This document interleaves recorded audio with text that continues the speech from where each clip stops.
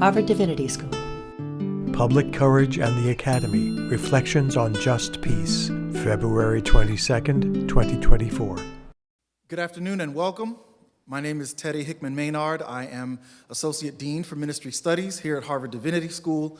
On behalf of Dean Marla Frederick, I want to welcome you to this series sponsored by the Office of Ministry Studies, as well as Just Us Campus, Unity Campus Justice Ministries. This work that we're doing together certainly is a reflection of the Harvard Divinity School vision statement that says we teach the varieties of religion in service to a just world with peace. And we certainly know that that work is of no more importance than it is right now. This work that we're doing together through this series grew out of the work of the Reverend Kevin Ross, the Senior Minister and Executive Director of Unity Sacramento, when he was a student here as a master's student of religion and public life. And this year, Rev Kev is back to broaden the work that he did and share it with the community through a series entitled Public Courage and the Academy. So we're so grateful for Rev Kev for making this happen, and we're delighted for all the wonderful guests that we have with us each Thursday for this semester. A couple of announcements and acknowledgments that I want to make before we get started.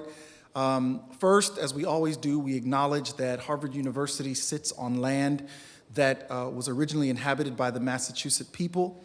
We are cognizant and aware of the legacy of colonialism and land theft that has led to us being here. We want to honor the Massachusetts people, their ancestors, as well as their current day leaders and peoples. And we recognize that we are stewards of this land, and we recognize that we are also bearers of the legacy of that history.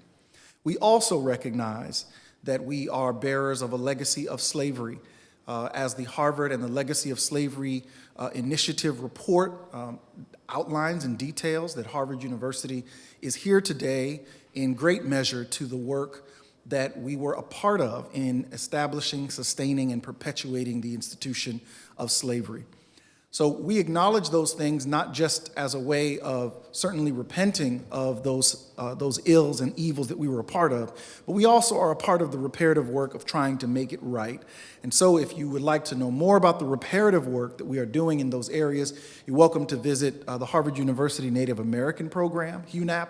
You can also visit the website of the Harvard and the Legacy of Slavery Initiative. Another acknowledgement, this is a webinar series that is being streamed online and being recorded. And so we acknowledge that, those who are in the house today, you acknowledge that by your presence, you are assenting to be recorded. So please govern yourselves accordingly. And finally, we also want to share with you that in the discussion today, there will be some images shown of children who are suffering, children who are in hospitals, and it may be sensitive for some of you. So we want to tell you ahead of time to prepare for those images and to take care of yourself as you need. Without further ado, I want to welcome Rev Kev, who is our facilitator and host, to invite and introduce our guests. Rev Kev, please.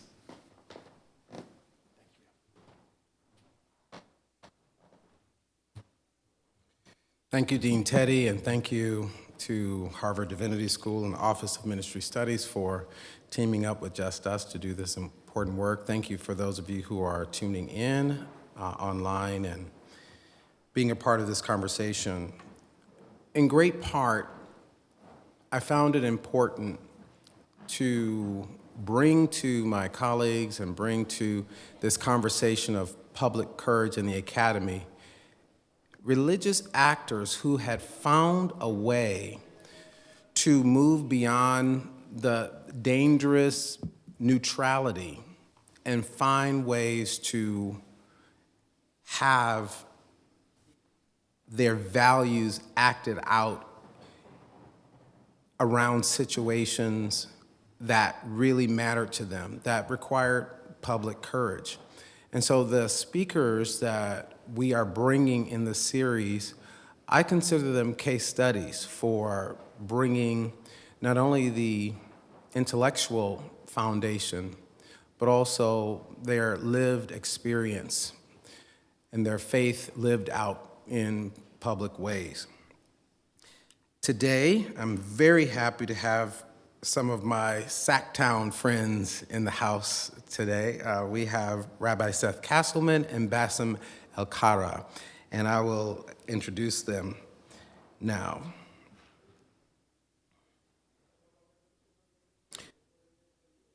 Bassem El-Kara is a civil rights leader serving as the director of the Sacramento chapter on the Council of American Islamic Relations.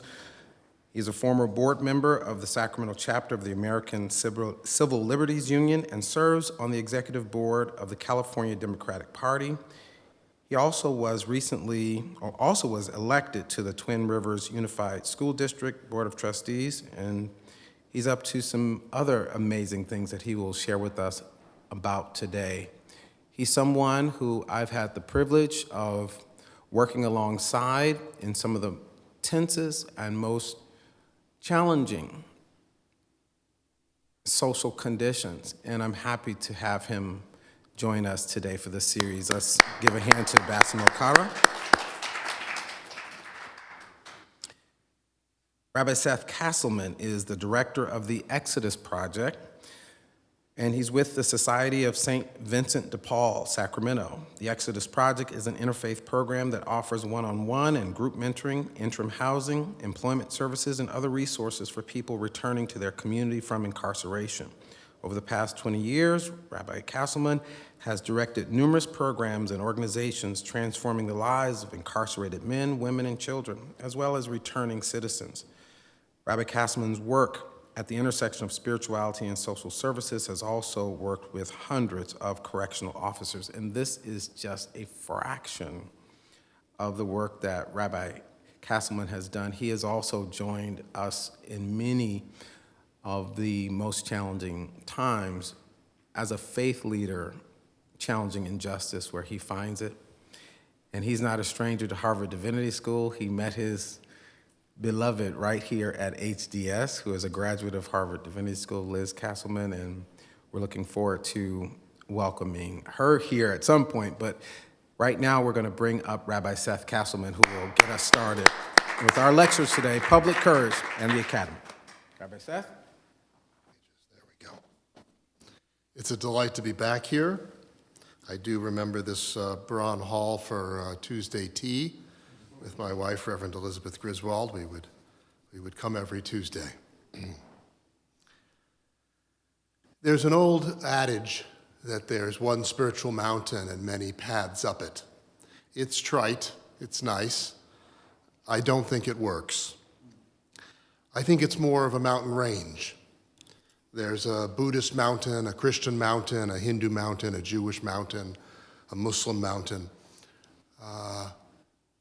Just like with a mountain range at the base, there are differences. One might start in the tundra and the other in the desert. And the stories and the traditions of each faith tradition is somewhat different. But as you go up the mountain, the peaks are more and more similar. They all have altitude, they all have view, they all, interestingly, can see all the other mountains but can't see their own very well. The spiritual mystics from the different faith traditions, as they get higher and higher, seem to say less and less, but I would say are more and more in agreement. And one thing that the spiritual mystics of the different faith traditions are in agreement about is that faith is not about belief or hope. It's not saying, I believe that the way is like this, or I hope it will be like this. The best translation of faith I've found is from the Buddhist tradition, the translation for Sada, the courageous heart's movement forward into the darkness of the unknown. The courageous heart movement forward into the darkness of the unknown. And the work we're doing here as part of this workshop in this series is about turning faith into courage. As an 11th century Catholic monk put it, the darkness of the future is the necessary space for the exercise of our faith. The future is dark. We don't know what lies there. But with the practice of faith, we go courageously forward. or in the words of Findlay Peter Dunn, comfort the afflicted and afflict the comfortable, our role as clergy. I want to ground this in a story from the Jewish tradition of comforting the afflicted and afflicting the comfortable that comes from the Jewish Torah, the story of Shiphrah and Puah, the two midwives in the story of the Exodus from Egypt, who are said to have saved the Hebrew children from the massacre of the Hebrew boys that were supposed to be killed at Pharaoh's instructions. Shiphrah and Puah are named in the Torah while Pharaoh's daughter and Pharaoh himself are not named, giving them a certain elevation. The rabbis are not clear whether Shiphrah and Puah were Egyptian or Hebrew, and there's debate back and forth about it. In my mind, these two women who were saving these Hebrew babies and quite possibly were the first historical record of civil disobedience in the face of tyranny. In my mind, it works better if they were Egyptian. They weren't saving the Hebrew babies because it was some familial connection. They weren't doing it out of a sense of us against them. But rather, they were saving the Hebrew babies because they were human, because they knew what it was like to suffer, and they were standing up in the face of the oppression. As midwives, as women, as humans, as caregivers of the newborns, they knew what to do when a baby came out. Wipe it down, keep it warm, give it milk. And yet their aspiration was not grandiose. While according to the myth, according to the tradition, they saved the life of Moses and then thus set in motion the whole rest of the story of the Exodus. But I don't think their aspiration was any more than that of Moses' mother, who wasn't saying, as she was giving birth, a prophet, a leader, my son will be a prophet and a leader. No, she was saying, oi, get the kid out already. And so too, Shiphrah and Puah were simply saying, this child needs to be saved. And so doing a small act of courage. As Maya Angelou put it, we're not born with courage. We gain it through small acts of courage, one after another after another. And that builds up our reservoir of courage to move forward into the world. So we take the examples of Shiphrah and Puah. We take the example of so many leaders today and in our past to move into the darkness of the future and exercise our faith, our courageous heart's movement into the darkness of the unknown. In the words of the great Rabbi Abraham Joshua Heschel, in a free society, only some may be guilty, but all are responsible. Shiphrah and Puah took on that responsibility, and we as faith leaders can take on that responsibility as well. And it means not necessarily staying quiet or staying on the fences. It's something I've struggled with in my own pulpit, in my own religious leadership. When to speak out, when to say enough is enough, and when to make good trouble. Bassem and I will speak together with Rev Kev in a little bit and talk about some of our work together for peace and justice in Israel and Palestine, our work together on other difficult issues through the years. It's not always easy, but it needs to be done. And it's deeply rooted in each of our faith's traditions. There's a wonderful text in the Jewish Talmud, one of my favorites. It says, if you can stop your household from committing wrong, but do not, you are responsible for the sins of your household. And it goes further. It's not just about you and your family. If you can stop the people of your city from sinning, but do not, you are responsible for the sins of the city. And yet it goes further. If you can stop the whole world from sinning, and you do not, you are responsible for the sins of the entire world. That's a heavy weight of responsibility. But it's one I believe as faith leaders we have stepped into, we have taken on.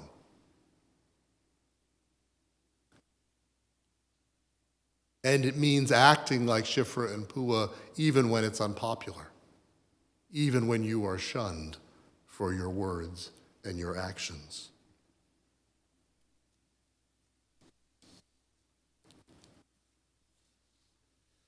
Sri Chinmoy has a poem about courage. He says, to speak ill of the world needs courage. But fortunately or unfortunately, everybody has that courage. To love the world as one's own, very own, needs courage. Unfortunately, most of us are wanting in that courage. The courage of the heart, the courage of the soul, we badly need, and not the courage of the unruly, aggressive, impure, and demanding. Do we have the courage to speak ill of what is wrong? I'll end with a Franciscan benediction. May God bless us with discomfort at easy answers, half-truths, and superficial relationships, so that we may live from deep within our hearts. May God bless us with anger at injustice, oppression, and exploitation of God's creations, so that we may work for justice, freedom, and peace.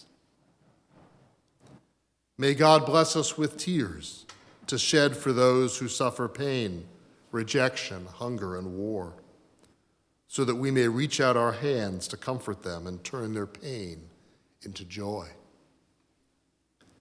And may God bless us with just enough foolishness to believe that we can make a difference in this world, so that we can do what others claim cannot be done, to bring justice and kindness to all of our children and all our neighbors who are poor.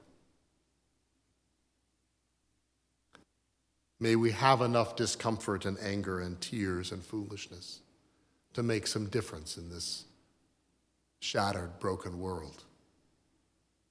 Thank you.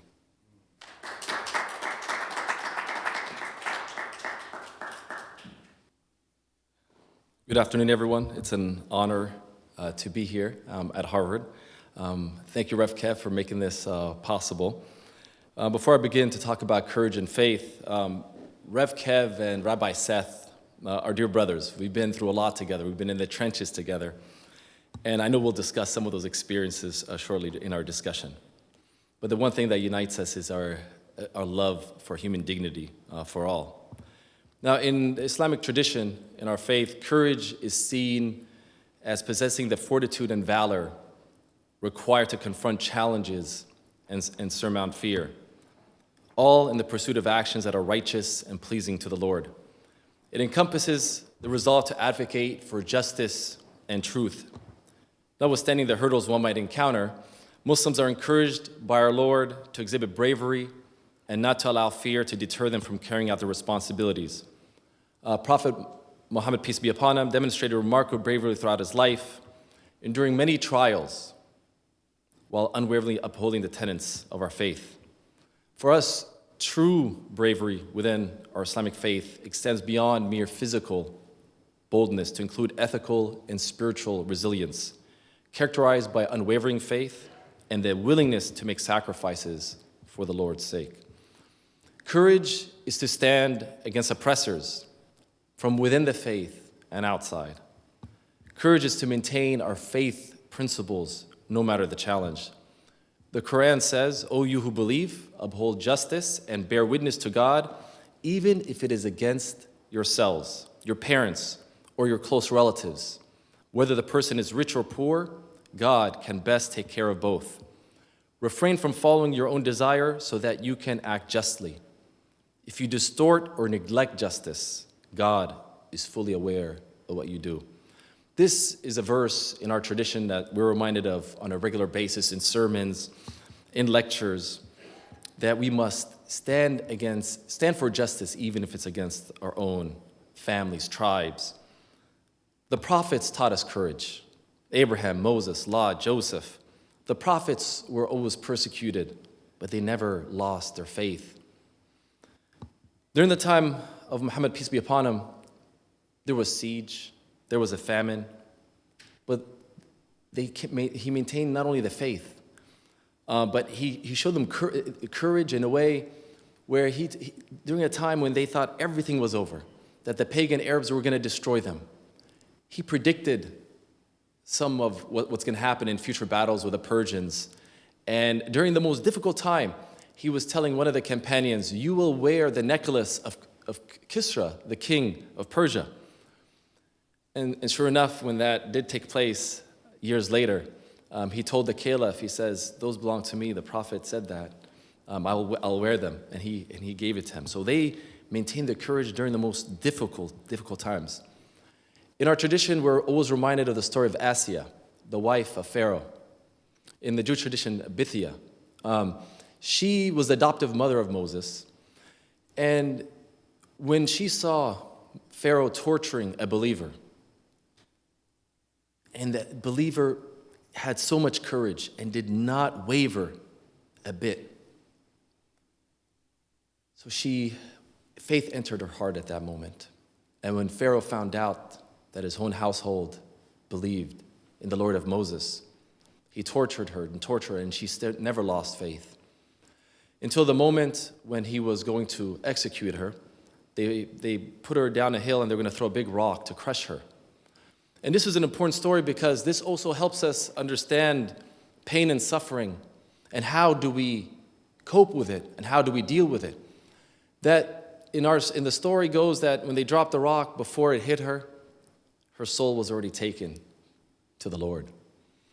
So when we see what's happening around us today, when we see, and I'll talk about the courage and what we see in Gaza today, but throughout our history, we had Muslim scholars that were persecuted by political authorities.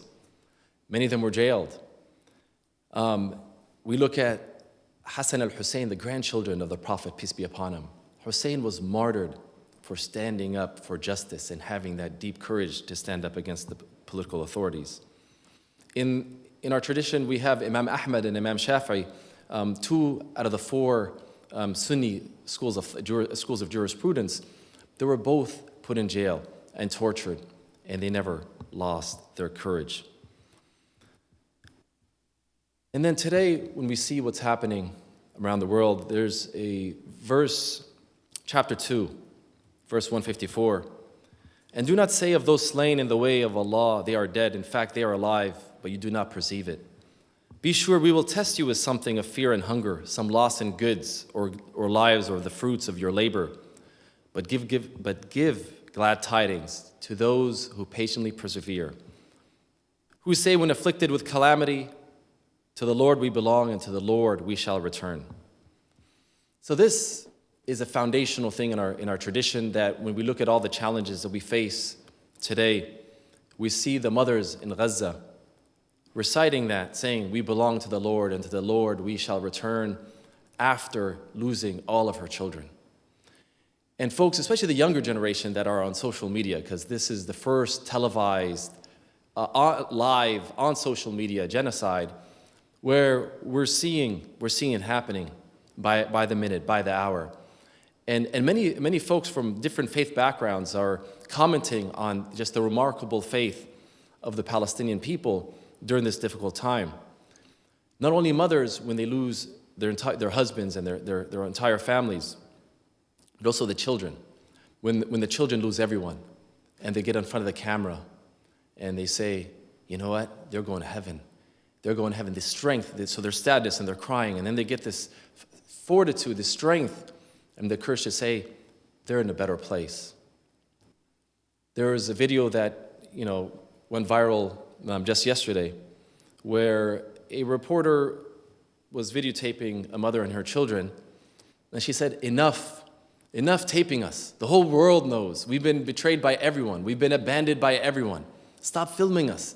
The whole world sees what's happening, and no one is courageous to do anything about this. And she said, we don't care about the rulers. We don't put our trust in them. We put our trust in the Lord.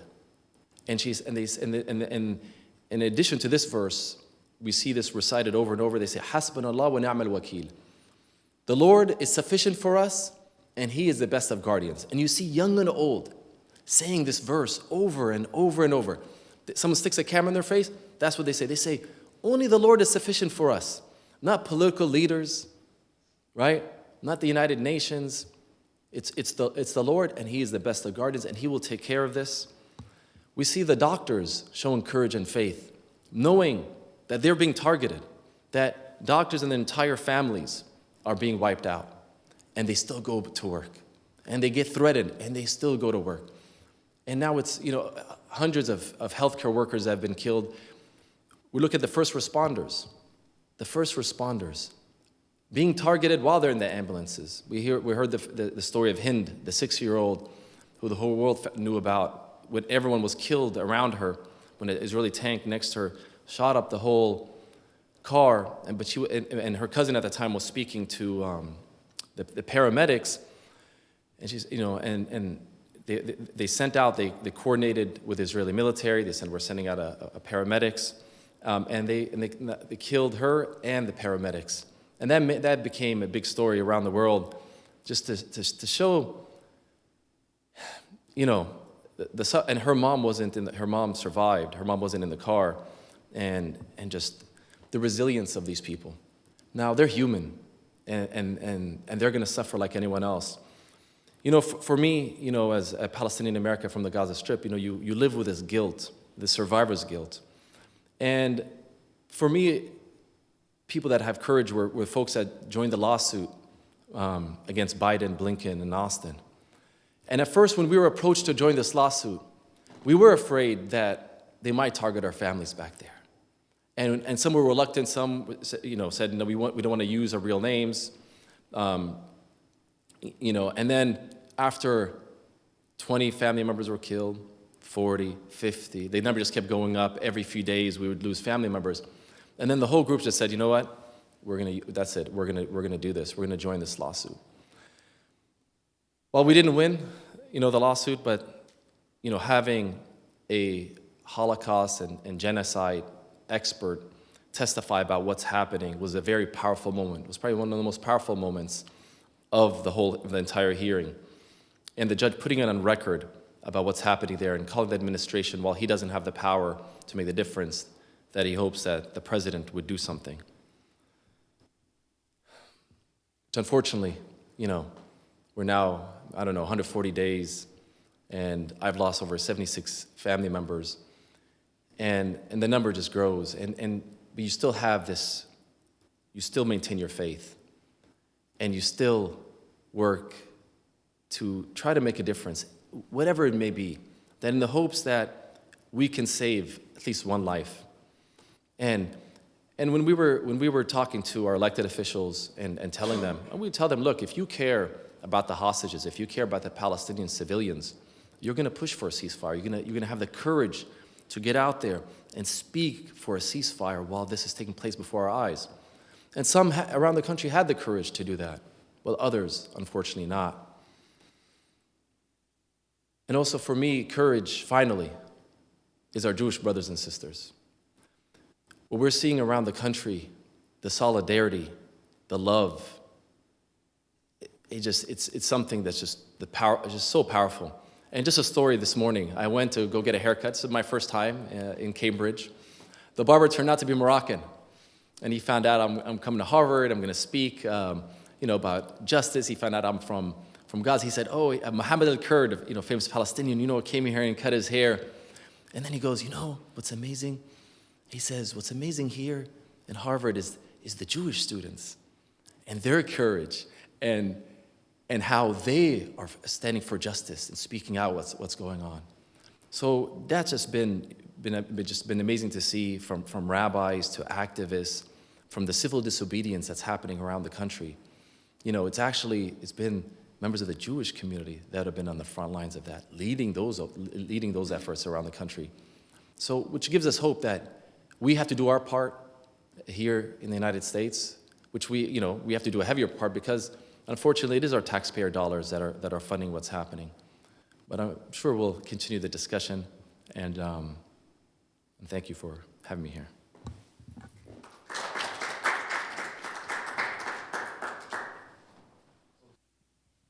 So first, I want to thank you both for joining us here.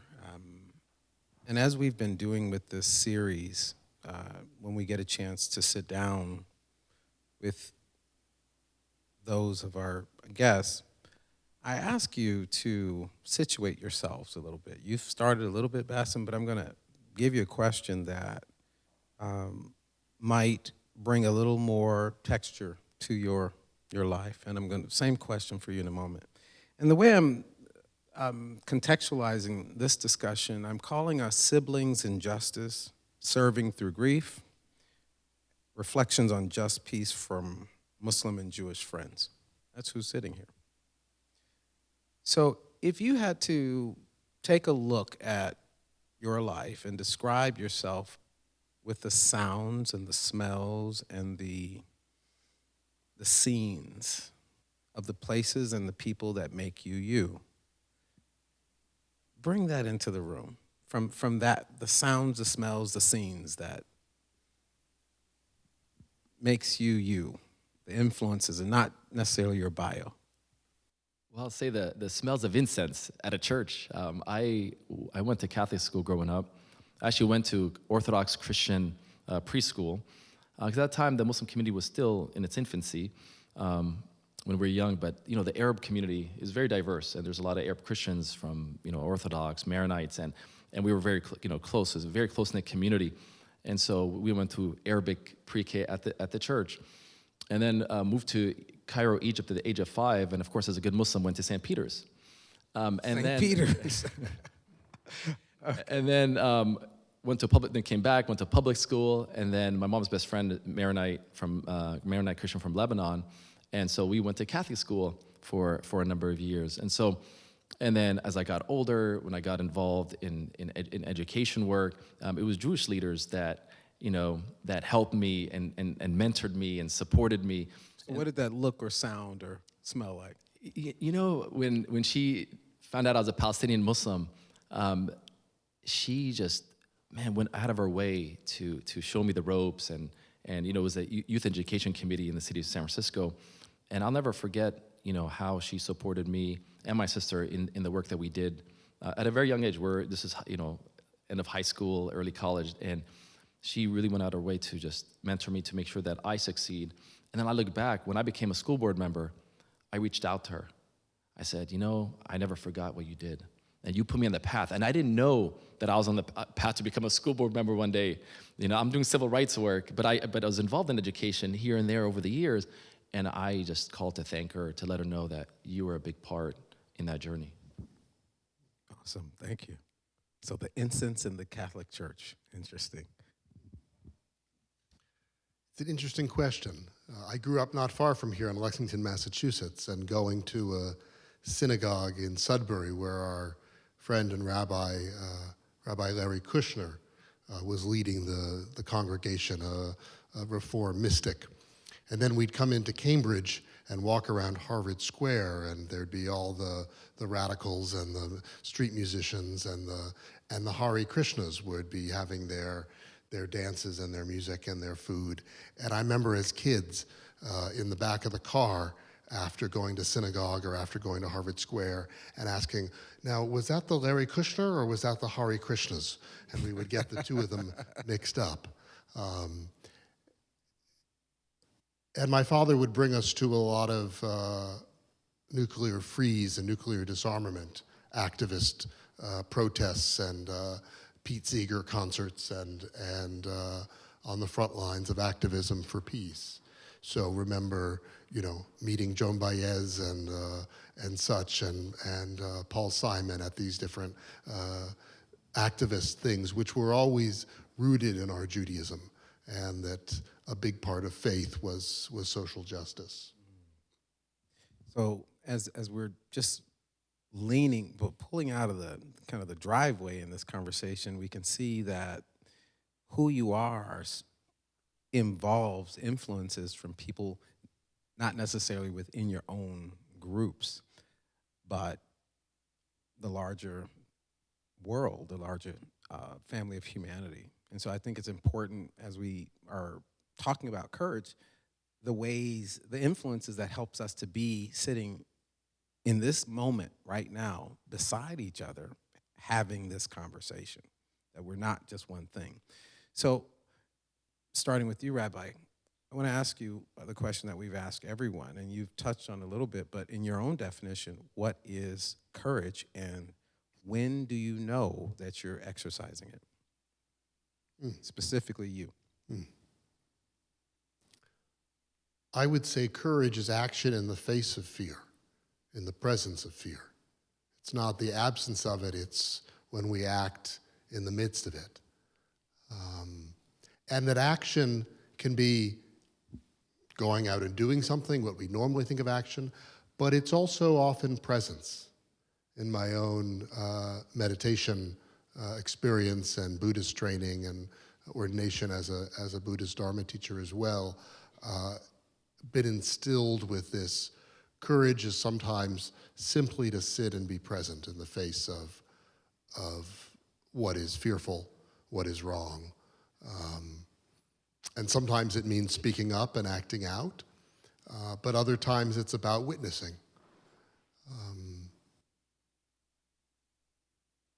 What was absent in Germany in the 30s and 40s were people that were willing to witness what was going on and then and speak about it.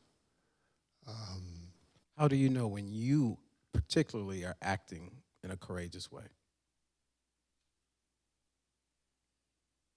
I'm uncomfortable. I'm unpopular.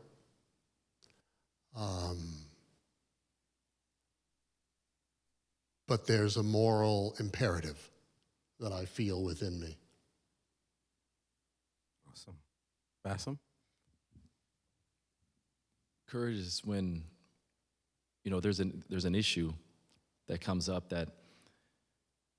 that's challenging, that's difficult, that there might be political costs to speaking out on this issue.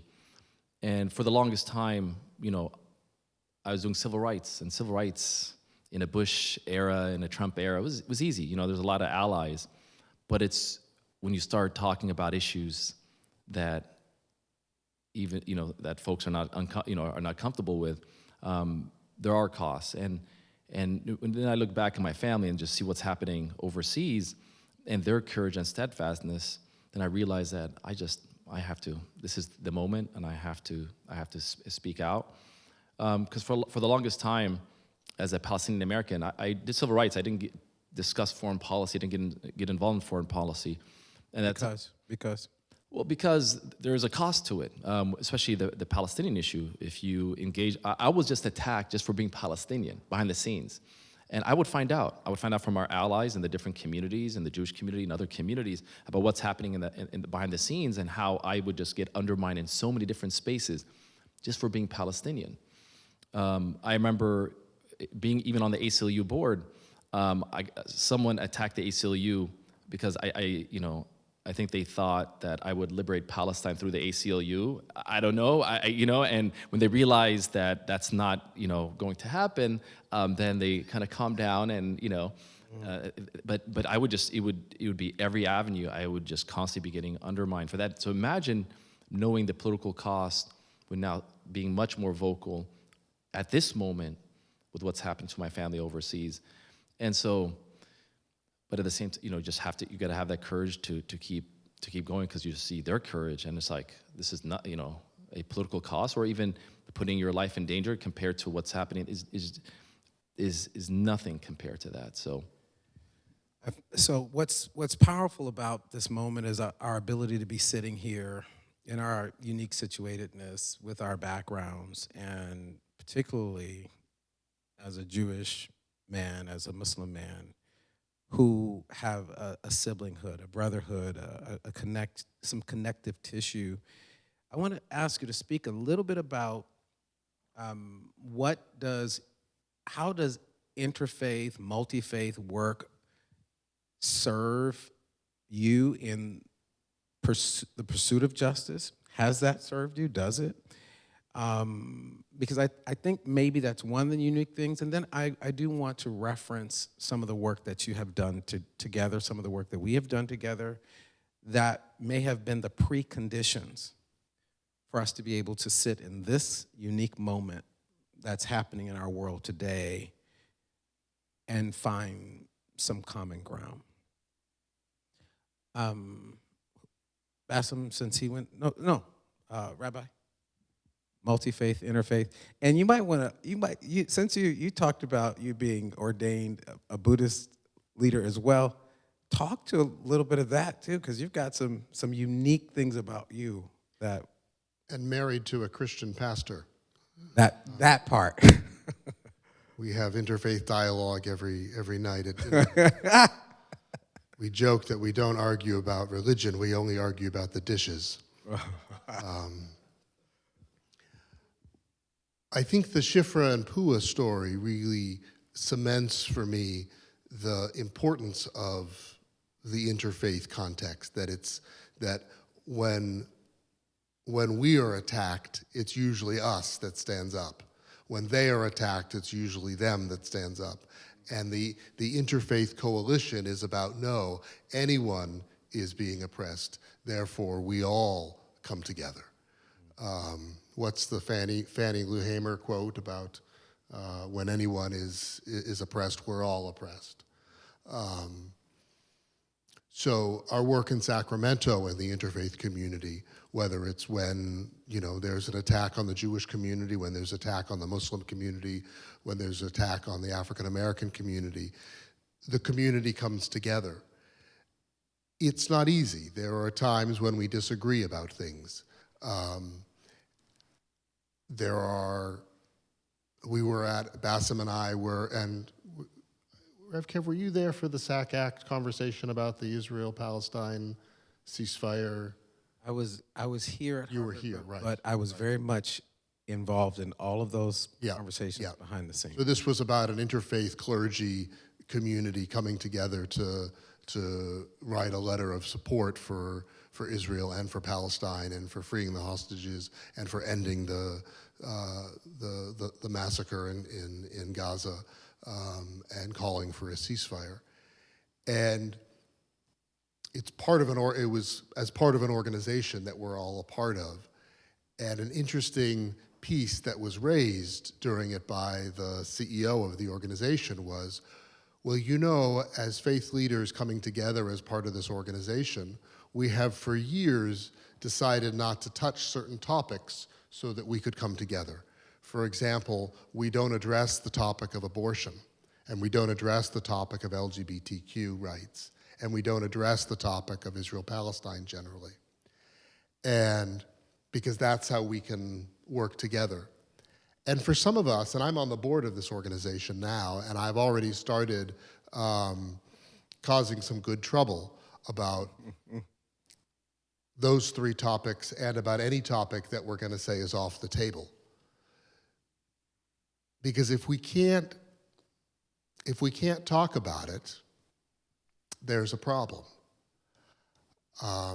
There may be some things that we can create more allyship around, we can create more collaboration around, and other ones where certain partners stay silent.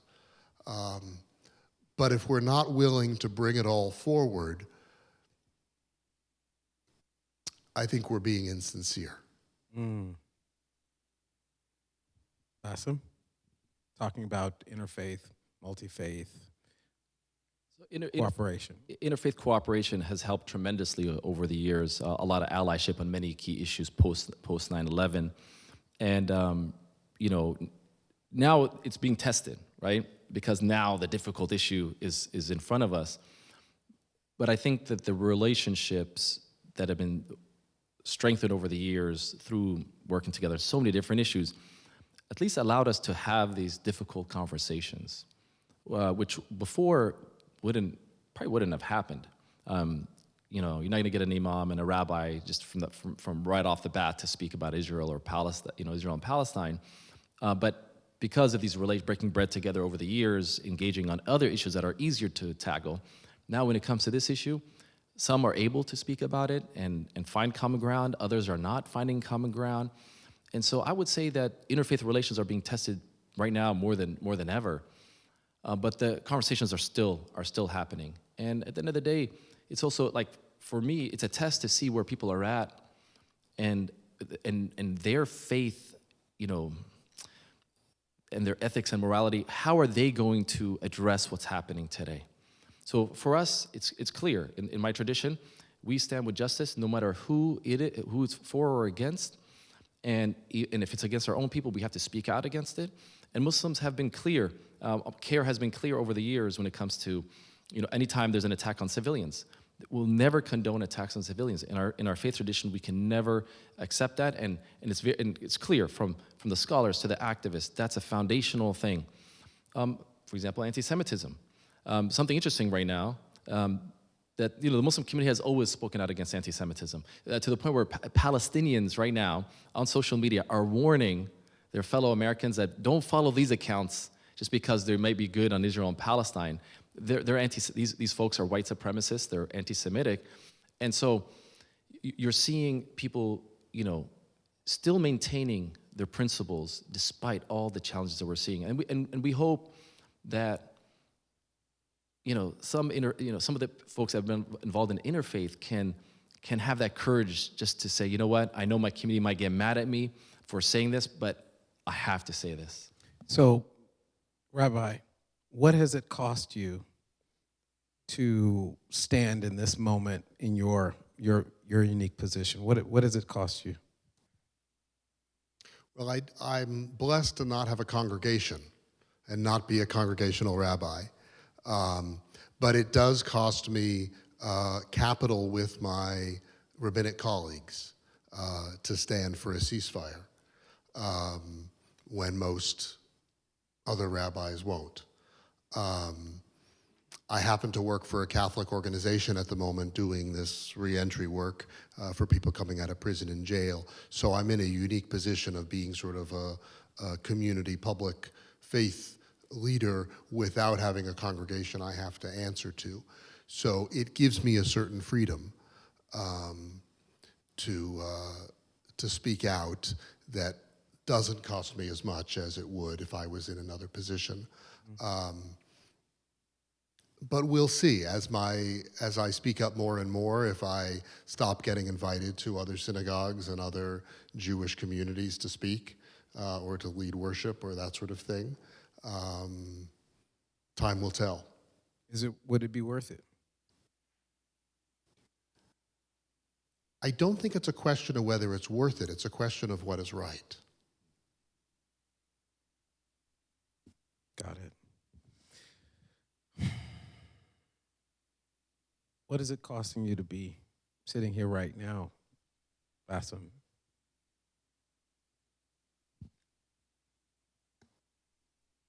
Nothing.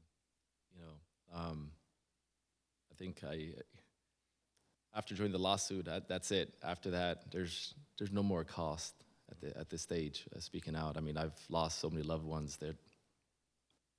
I don't know what else there could be a cost at this point. I'm going to come back to that in a moment. We have a little clip of a moment that we were all involved in. And I'm wondering, Don, not from my website, but from the clip that I sent around our work, our shared work on the issue of challenging the Muslim travel ban. The Council of American Islamic Relations called us together, faith leaders in Sacramento, to challenge what many of us as faith leaders would consider an injustice that was taking place by separating a mother from her dying son in a hospital in, was it Oakland or San Francisco? It was in Oakland. And it was due to the Muslim travel ban that she was not allowed to come back, a Yemeni mother. And faith leaders came together to speak out and to join a lawsuit to challenge our country to allow her to come. And this is a clip from the San Francisco Chronicle that gives a little bit of what happened, and there are some images here that may be a little disturbing. Before the video, can I just say one thing? Yes. Monday morning, we found out, the week prior to all this, we found out from someone that worked at the hospital that this baby's about to die. The mother is stuck overseas. They won't let her come because of the ban. Her husband's a U.S. citizen. So we talked to our interfaith allies, our civil rights allies. We held a press conference Monday morning with Christian leaders, Jewish leaders, and Wednesday, and then CNN covered it, and it became an international story. And then even folks, prominent Republicans, when they heard about this, they were coming out against this. There's like, this is tragic. She should be reunited with, joining her husband, who's a U.S. citizen, and the baby. And then Wednesday morning, we got the news that they gave the waiver, and she was getting the visa, and she was going to be on a plane that day. And these gentlemen were instrumental in supporting us during that very difficult period. With the time we filed the lawsuit, other Jewish leaders, Christian leaders were there in the trenches with us during that time. And it was a very powerful moment that we'll never forget. A mother and her 2-year-old son on life support in Oakland reunited. This photo shows mom embracing little Abdullah, who is being treated at UCSF Benioff Children's Hospital in Oakland. The mother is originally from Yemen, and it's been a struggle to get to the U.S. because of the Trump administration's travel ban.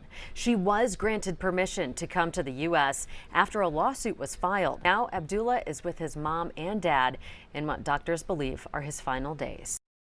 And for me, that was a demonstration of public courage, interfaith solidarity, and it was a test. It was a test because all of us had to stand in front of cameras, and we may have been standing against some of the politics that people in the various communities that we serve were opposed to, Rabbi, what was it like for you?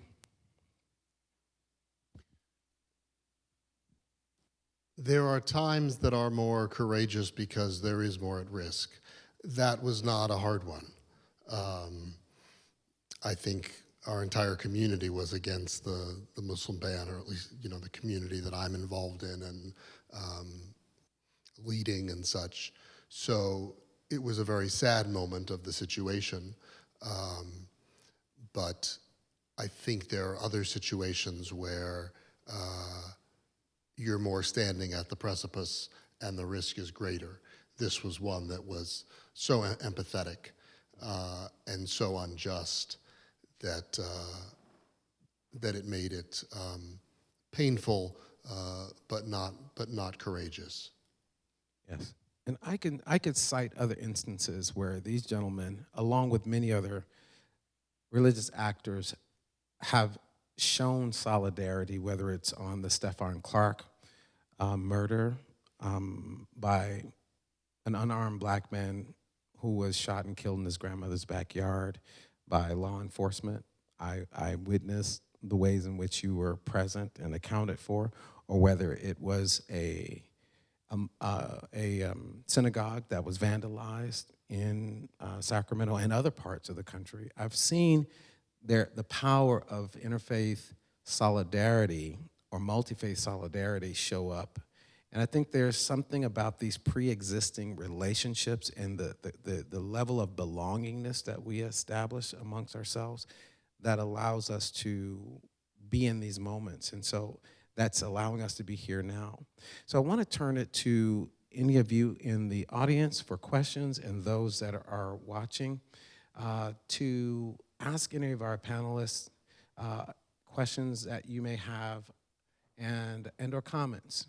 We'll start in the chat room and or here.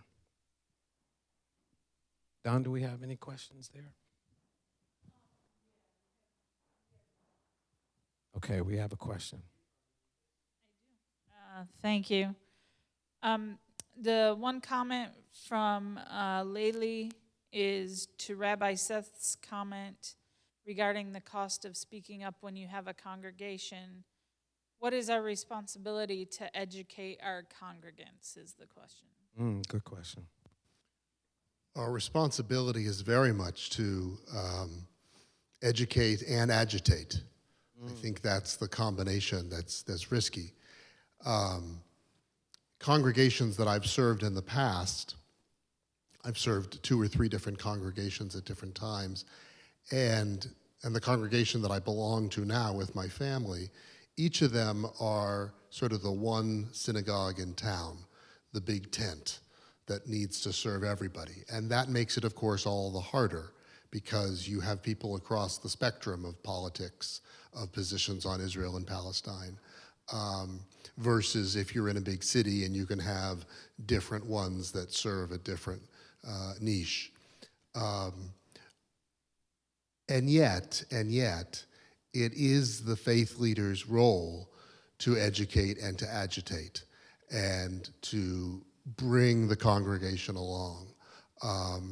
An example of this, actually not from my life, but from my wife's life. My wife, who got her Master's of Divinity here and then went on to get her doctorate, served UCC Christian congregations for about a dozen years and then left the ministry and became a public defender, a lawyer. But during her ministry in Sacramento at a church, she was very involved in homelessness rights and activism and LGBT and interfaith and whole range of things, and really felt like a lot of the time she was pulling the congregation along or pushing them from behind. I had a Lutheran minister friend who once said that in the Lutheran tradition, you know, they compare the pastor to a shepherd. Which is, of course, also how Jesus is compared. And he said, I feel a little humble to call myself a shepherd. I'm more a sheepdog behind the congregation, nipping at their heels. And that was my wife, Elizabeth Griswold, nipping at the heels of the congregation. And they would often reluctantly go along. But just recently, she's been gone from the congregation for about 4 years now. And with the current pastor they have there now, they've had an LGBT pride flag out on their lawn in a very public space, and it's been stolen, 24 times over the years and torn down. But recently, someone who was at the church caught a car pulling up on a cell phone camera and caught the person running and grabbing it, and the other person in the car yelling, "Come on, Zach, it's time to go. We're going to get caught." And so the council of elders and the clergy discussed after the fact what to do, and should they call the police and not call the police and this and that. Well, what they ended up doing was creating a big banner with an LGBT pride flag on it and the words, "Do you want to talk about it, Zach?" And then a QR code that people could scan, and it got into the LA Times, it got into a lot of the papers, and it was all about, clearly something's going on for you, Zach. Do you want to come and talk about this? And the congregation, when my wife was there years ago, would not have been ready for something like that. But through education and through the sheepdog mentality of nipping at their heels, we can bring congregations along and get them more activist, more involved. That's powerful. Any other questions in the room or comments? All right, Dean Teddy has a question.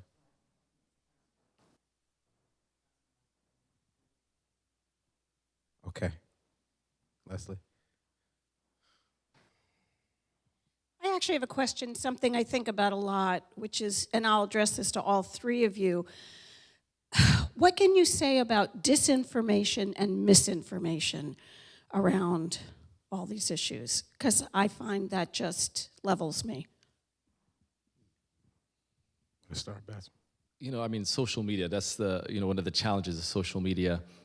Something will go viral and it's false information, and people just believe it. And, and a lot of people and even good people get caught up in some of these situations at times. look at, we saw, certain governments, of course, they have a propaganda wing, and they'll push their propaganda. We saw here in the context of what's happening in Gaza, we saw the story of the 40 beheaded babies. Biden said, he gets on at the White House, on national television, he says he saw pictures of beheaded babies. That same day, the White House had to say that that was wrong, and there was no evidence of that. And then because the Israeli military came out to another international agency and said, no, there's no evidence of that. And then the LA Times rape allegations, LA Times had to retract that because they found out where the sources of this information, where it came from, and they found that it wasn't credible.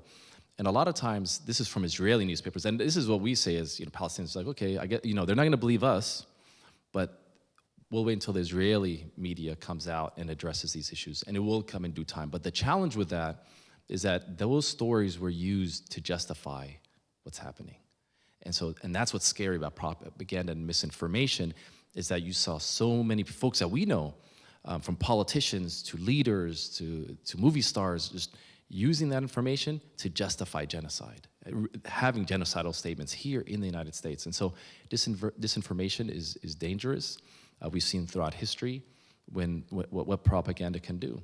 From Goebbels, from what's happened in Africa with Rwanda, what happened in Bosnia and Serbia. And so disinformation can kill a lot of people, and especially with social media and WhatsApp. Like right now, what we're hearing around the world, what's happening, for example, in India, someone will share a WhatsApp message to the point where activists in the United States were trying to get this address, telling Facebook that people are being lynched and murdered in India because of WhatsApp channels that are spreading misinformation, and minorities are being targeted, Christians are being targeted, Muslims are being targeted.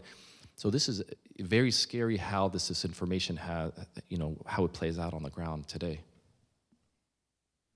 Bye. I don't have a lot of insight about it, except that I think the more we educate people, not about the specific facts of a situation, but about how to think for themselves and how to find sources, and how to get out of our bubbles. Most of us are in a feedback loop.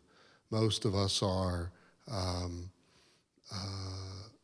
tormented by confirmation bias and don't even realize it or don't want to admit it. So I think the more we can cross barriers and cross divides in our communities, the more we can listen to the news that we don't want to listen to, the better. And that's where I was going to go. I think disinformation and misinformation can be squashed based on true relationships. So I think there's a power in having real relationship with those that are othered. And when you have those relationships and seek those relationships and form those relationships, whether it's putting yourselves in places and spaces that you ordinarily wouldn't go in order to learn how people really think and feel and act and move, it changes you. And it heightens your senses about something being a lie, because I know Bassem and his folks would never do something like that, or Rabbi and his folks. You get what I'm saying? So this sense in which I choose to extend my branches over many fences and join the family of humanity by placing myself outside of my known realities. You talked about, Rabbi, the future being dark because it's unknown. And I think that darkness can lift through our committed actions of knowing folks that we repeatedly other or have been told to other for several reasons, And so I think this is how we dispel disinformation, through real relationship. Any other questions in the chat or comments there, Don? Yes, we have one here. It strikes me that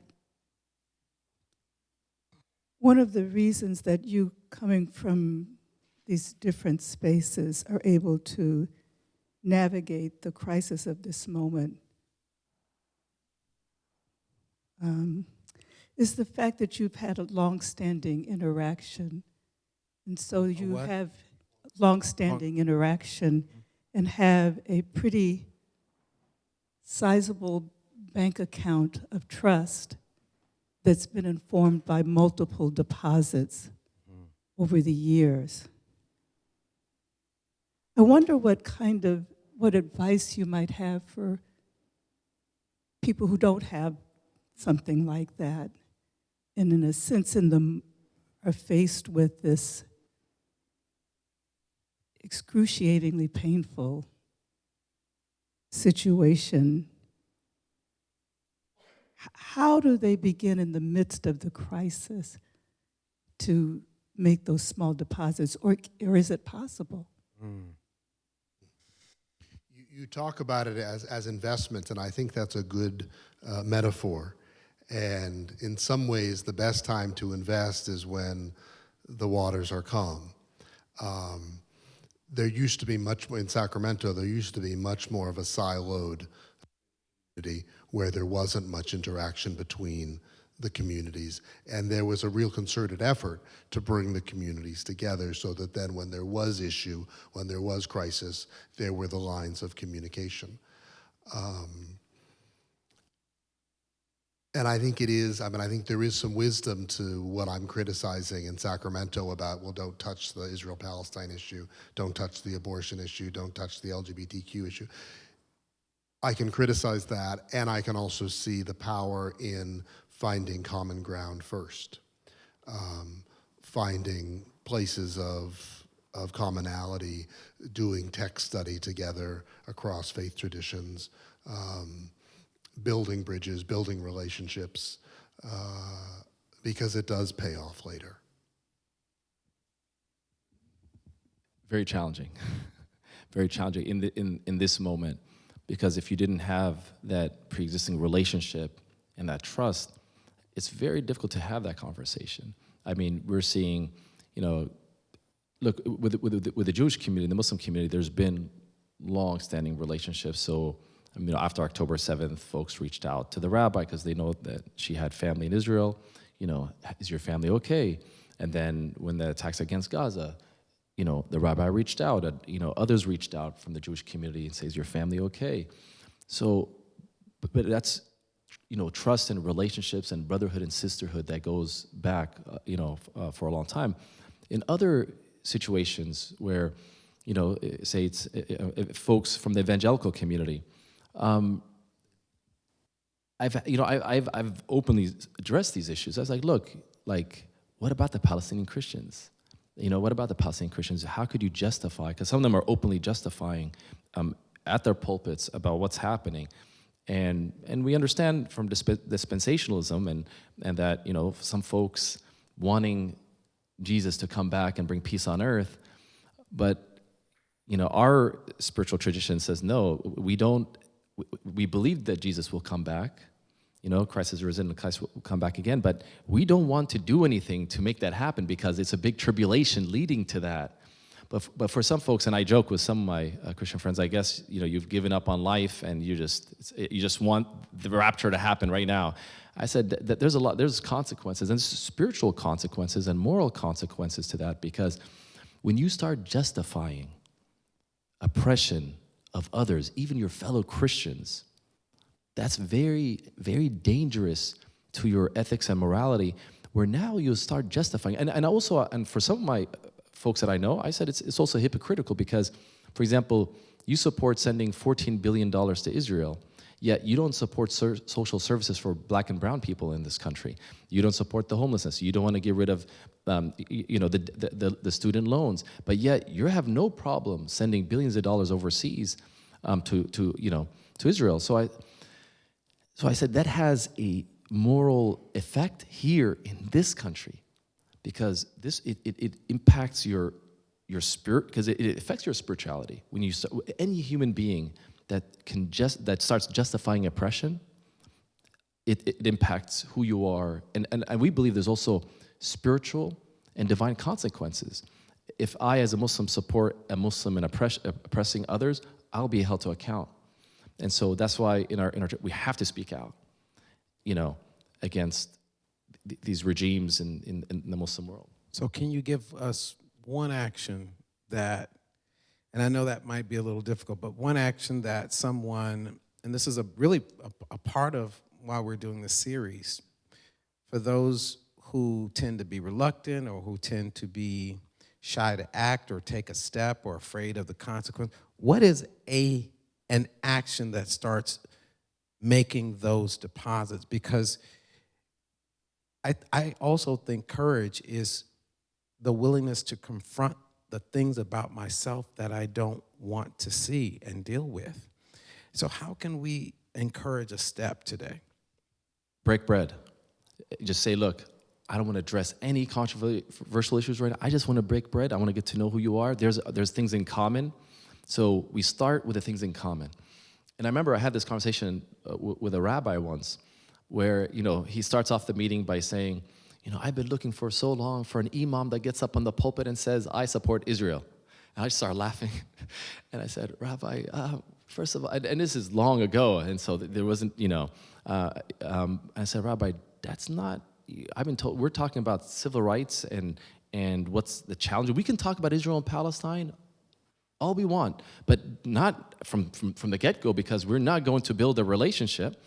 I said, once we see the issues of commonality right now, white supremacy, anti-Semitism, Islamophobia, our communities are impacted, let's talk about that, break bread, and then we could talk about Israel and Palestine all you want.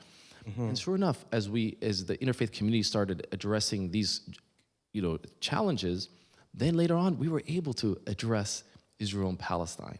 Mm-hmm. You can't just do that from the get-go. So anyone who wants to do that now, just start break bread. There's maybe an interfaith event, just get to know them, introduce yourself, just say, I'm Palestinian, Rabbi, I've been following your work, I'd love to, meet with you, get together. And little by little, you see that common humanity, and then all of a sudden you can talk about anything.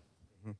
And I want to just add that faith leaders, when we're talking about, leading people along, I think faith leaders can create those environments in their communities where we can have these encounters with one another. We can set the table. We can provide the bread. He did. Yeah. Tell. I mean, a Justice Seder for Justice. Yes. And he invited the interfaith community and invited the Muslim community. And it was a very powerful moment, of themes of liberation and struggle and oppression, and it was just a very powerful moment to have the communities come together. And look, anytime a Muslim gets together with a Jewish community, we're comforted because we can eat anything on the menu. Yes. By the way, our Office of Ministry Studies was very concerned that we made sure that you can eat today. So that was a common concern. Go ahead, Rabbi. I would say the small act that we can do to take a step in this direction is to shut up and listen. And that when we listen to the other person, Bassem and I don't agree on many things, but I'm interested in hearing where he's coming from. And I'm interested in hearing his perspective and what's behind the position. Mm-hmm. Because when we hear someone of a different faith tradition, of a different politic, when we hear when I hear the Trump supporter speak, my first reaction might be write them off. But when I hear what's behind it, I often find a place of empathy. I often find the emotional response is something that I can really relate to, that the hurt, the love, the caring, the wanting for something better for themselves or for their family or for the world is real and is sincere. So when we can shut up and listen, I think that goes a long ways. Bassem and I worked together with a situation of an imam in Davis, California, where I live, and I was serving as the interim rabbi while our rabbi was on sabbatical, and the imam made some very problematic statements in a couple of sermons that were seen as very anti-Semitic. And I had never met the imam before, but we went and met with him, and I did some study with him, and we talked extensively. And then we did a reparation, and we did a repair, and we did an apology, and we did a whole public process together. But it took a lot of listening. Dean Teddy? Yeah, I have a question. I don't know if you have an answer to it, but I can describe to you a problem we're having here on campus, Okay. which is there's not as much animosity towards one another as you would imagine. Correct. However, there are a lot of people who are there's a lot of silence.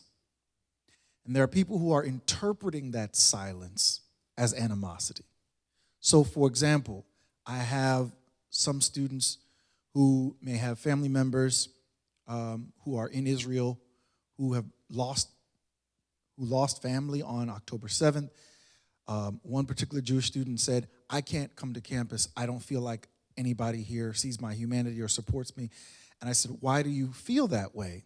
And they said, "Because I don't hear anybody saying anything about the pain and suffering that was caused on October 7th. I don't hear anybody saying anything about the hostages that are still not free." Similarly, I have Palestinian colleagues and students saying, "I don't feel comfortable in this space." Has anyone said anything to you? No, but that's the problem. I don't hear anybody saying that genocide that's happening here is an atrocity. I don't hear anybody saying it. So the absence of that solidarity, when that solidarity doesn't show up in language that I have determined is necessary for me to feel heard, seen, cared for, and loved, the absence of that language feels to me like I am not being seen or cared for. Meanwhile, the vast majority of the community, the part of the community that is silent, are just afraid to screw up. They're silent not because they don't care. They're silent because if I say something this way and I get it wrong, my Jewish friends are going to think I hate them. But if I say this over here and get it wrong, my Muslim friends are going to think I hate them. My Palestinian friends, my Arab friends, so on. And so we have a situation where because the public rhetoric has determined buzzwords that you must say in order to establish yourself as being properly for Palestinian freedom or properly for Jewish freedom or properly for Israel or properly for Palestine. And if you know that what you have to say doesn't fall into those discursive lines, you're afraid that what I say is going to signal to people that I care about something I don't want to signal. So I'm just going to be quiet. Meanwhile, people who are suffering and in pain are interpreting that quiet, that silence, as hurtful. So how do you talk to a community that is not wrestling with animosity, but is rather wrestling with a debilitating silence out of fear of getting it wrong?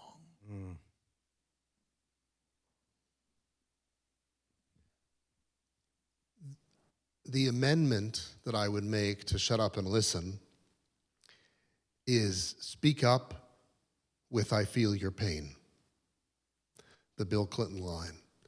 And I think there's something very important about speaking to people's pain, and that's what you're talking about.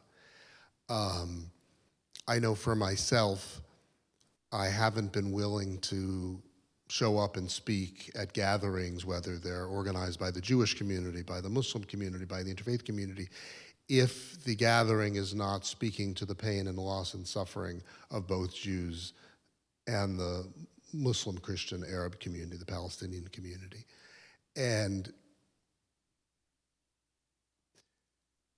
people often don't know exactly what to say, as you addressed so eloquently. People often are afraid of misspeaking and being politically incorrect or not quite nailing it. But I think what we can try to do is first listen and then speak to people's pain. And try to speak to people's pain without dismissing other people's pain. It doesn't have to be an either or.